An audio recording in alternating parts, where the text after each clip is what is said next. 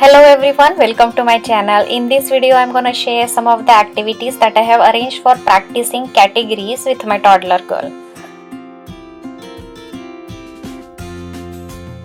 So for arranging this activity, I simply wrote few categories on a plain piece of paper. First I went for the animals, food and vehicles.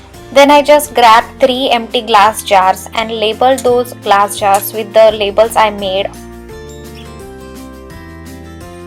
After that, I have collected few toy vehicles, some food items as well as some animals. And while doing this activity, I simply asked my daughter to put the things into the corresponding bottles.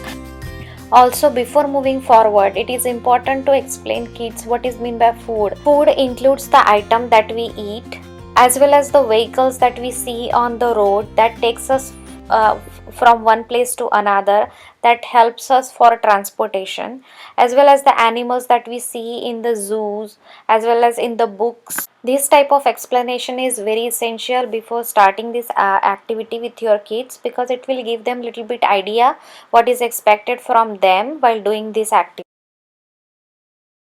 During this learning lesson, I have mostly used the strategy that is called find the category member strategy, or in simpler words, finding out what goes together.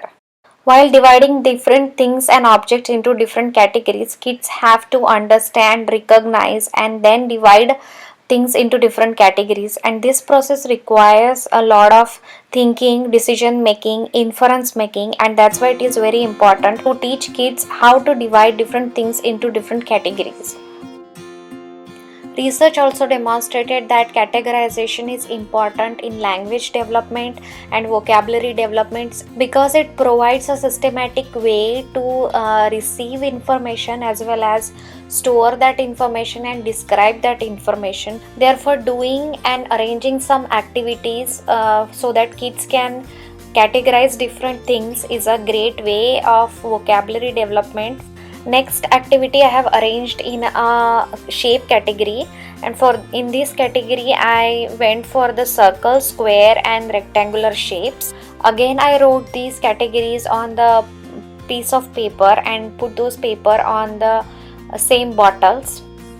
After that, I have collected some things that are of different shape. In circle, I was able to find some bottle caps, baby rings, some coins, as well as in rectangle, I was able to find some Lego pieces, cardboard box lid, and eraser. As well as in square, I was able to find some Lego pieces. I have some wooden alphabet pieces that are of square shape, and I have also added those into the box so that my daughter can sort them. Overall, these activities are very fun and engaging, and they can be easily used to entertain our toddlers and preschoolers at home. As well as these activities are such that we can easily teach our toddlers and preschoolers something through play. So do try these activities and let me know your thoughts in a comment section below. That's it for today, and see you next time with the next video. Thank you for watching.